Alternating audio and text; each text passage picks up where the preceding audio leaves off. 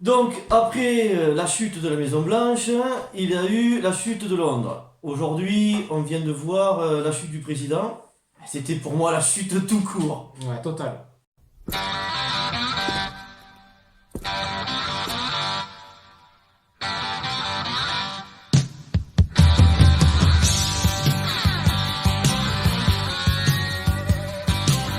Bonjour tout le monde. Et bienvenue sur The Judgment Film. Alors aujourd'hui, on va vous parler, enfin plutôt on va faire la critique du film La Chute du Président, réalisé par Rick Roman Vogue, avec comme acteur principal Gérard Butler, mais aussi l'excellent Morgan Freeman. Alors, est-ce que Guillaume, tu peux nous expliquer un peu l'histoire de ce film?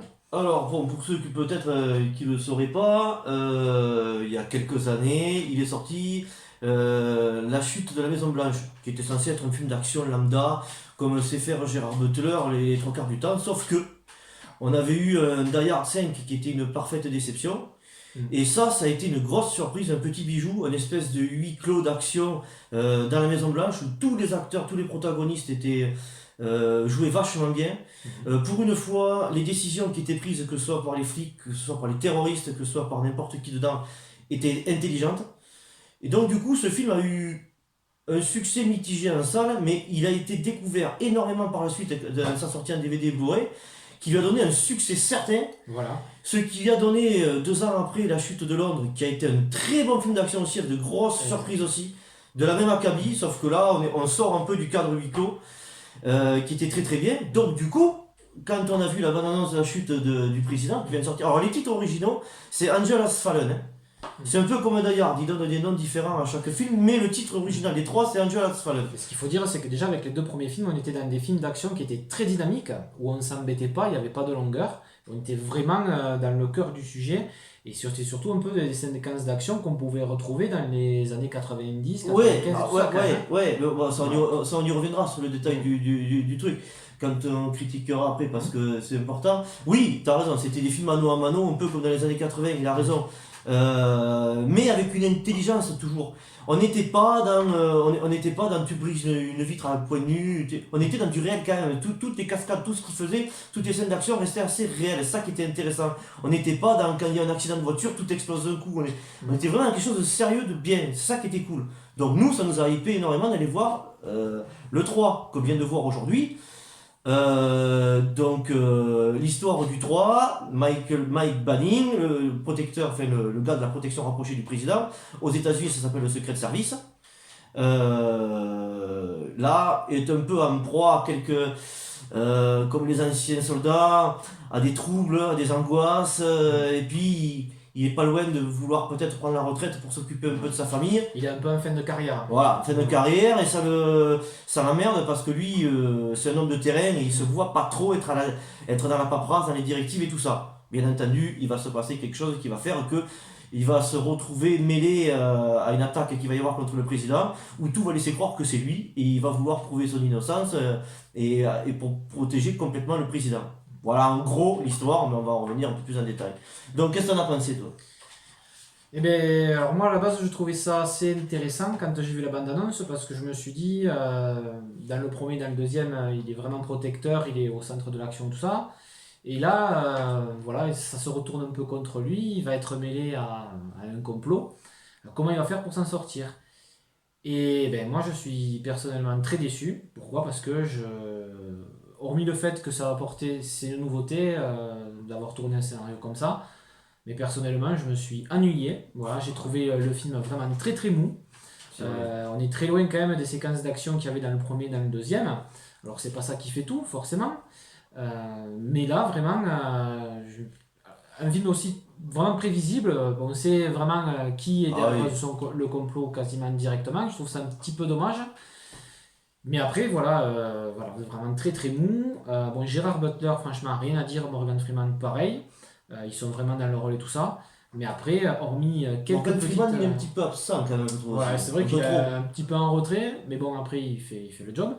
Mais là, franchement, non. Moi, je me suis vraiment ennuyé et vraiment, il y a vraiment ce qui m'a vraiment le plus embêté.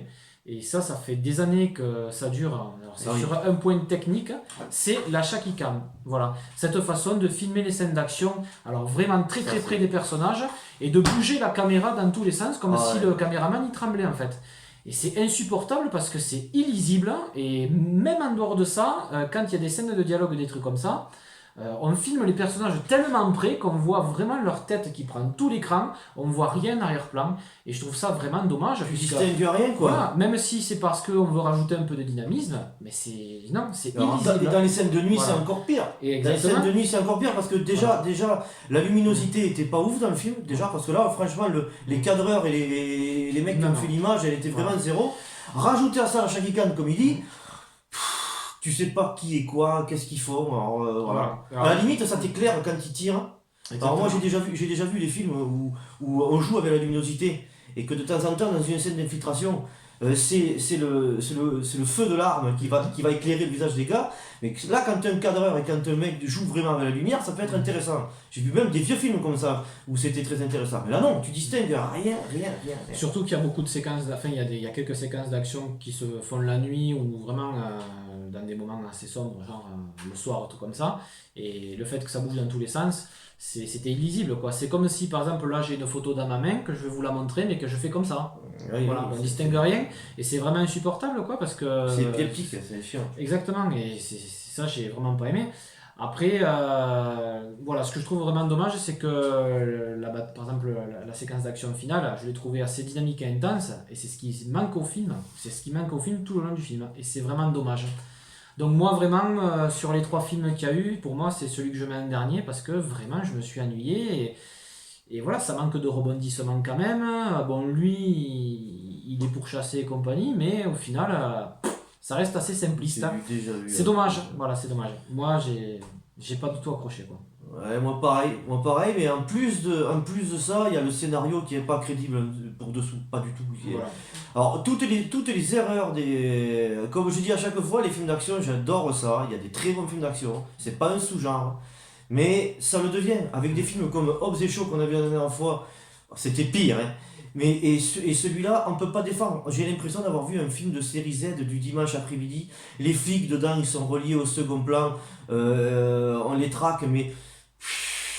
Le mec il fait des erreurs au possible et il se fait attraper. Genre le gars c'est un expert, vraiment un expert, il connaît toutes les combines et toutes les ficelles de la police puisqu'il y travaille. La première chose qu'il fait après s'être évadé, c'est prendre le téléphone, appeler sa femme. Tu sais parfaitement bien que c'est là qu'on va te retrouver, qu'on va tracer ton téléphone et qu'on va t'attraper. Des décisions qui sont faites n'importe comment. Non, moi y a rien dans le film que je peux sauver, à part peut-être le fait qu'il y ait l'acteur Nick Nolte, que j'aime beaucoup, qui joue le rôle de son père. Ça tu l'as déjà vu aussi. Dans combien de films d'action, un gars qui est pourchassé, un ancien flic ou peu importe, va aller retrouver son vieux mentor ou son père. On a vu ça dans Bodyguard, on a vu ça dans Traqué, on a vu ça dans Le Fugitif, on a vu ça dans plein de films. Chasse à l'homme avec Van Damme, les Steven Seagal. Non, moi je trouve que ça pue le déjà vu, vraiment que ça pue le déjà vu. Ils sont tombés dans toutes les facilités scénaristiques possibles qu'il peut y avoir, chose qu'ils ne faisaient pas dans le 1 et dans le 2. Voilà. Donc moi je l'ai vu une fois et ça me suffit largement. Quoi. Totalement. Voilà. C'est vraiment un film Lambda, simple. Alors qu'il y avait matière vraiment à pouvoir rajouter quelque chose en plus, quoi, mais. Non, Bon, voilà. je pense que C'est très basique. je pense que ça s'est essoufflé. Mm. Bon, le 1, le 2 se suffisait, si c'était pour faire ça, autant.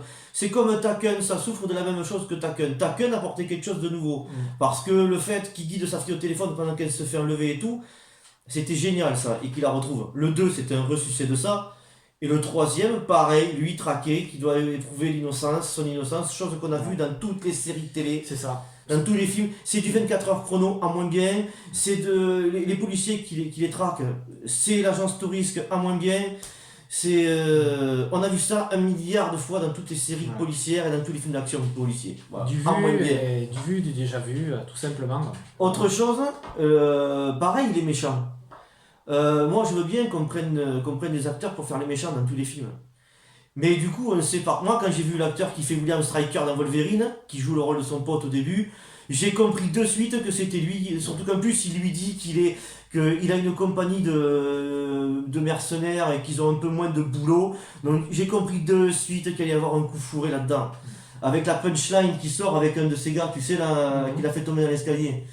Rien que par rapport à ça, je savais qu'il allait y avoir un truc. L'acteur qui fait le vice-président, je me doutais de suite, c'est l'acteur qui joue les méchants dans tous les films. Alors je connais pas son nom, ce gars-là, mais je sais qu'il joue les méchants dans tous les films. J'ai compris de suite qu'il avait fait ça pour devenir président à sa place. Voilà, erreur, ça aussi. Parce que les Américains, ils ont le 21e amendement. Quand le président est jugé inapte à assurer ses fonctions, le Congrès lance le 21e amendement. Voilà. Il ne peut pas y avoir deux présidents en même temps. Quoi. Voilà, Surtout que Morgan. Surtout que Morgan Freeman sort du coma, à partir de ce moment-là, il est apte à reprendre ses fonctions. Exactement. Donc le vice-président n'a rien à faire. Mais ça, il faut qu'on lance la motion du 21e amendement. Et ça, le 21e amendement, il faut qu'il soit encore conscient. Sinon, si le président meurt, il y a le Designated Survivor. Chaque président américain désigne quelqu'un qui prendra sa place en tant que président s'il lui arrive un problème grave. Voilà, bon, on a vu ça dans la série Designated Survivor, dans 24 heures chrono, dans plein d'autres films. Sauf que là, on n'en parle même pas. Voilà. Et c'est vraiment dommage. Après, il y a un tout petit truc. Il y a des petits trucs qui auraient pu être intéressants. Quand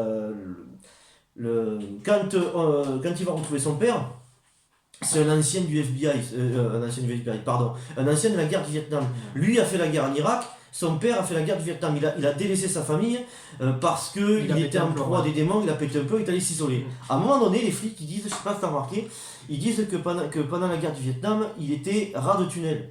J'aurais bien aimé que pendant 2-3 quelques secondes, on en parle un peu plus de ça. Parce que les rats de tunnel, c'est ceux qui ont pété le plus les boulons pendant la guerre du Vietnam. C'est des mecs, parce qu'il y avait beaucoup de tunnels. Les Viets se planquaient beaucoup sous terre. Et du coup, on envoyait des gars pour ramper dans les tunnels. Et du coup, ils se prenaient au corps à corps, les Viets qui avaient en face. Donc les mecs, ils ont pété un boulon parce que c'était affreux, ignoble.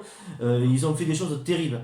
Donc ça aurait été sympa qu'on en apprenne un peu plus. Il y avait matière, il y a des petits ingrédients. Rajouter des séquences d'action quand à un moment donné, ils sont traqués chez son père dans des tunnels pour montrer aussi...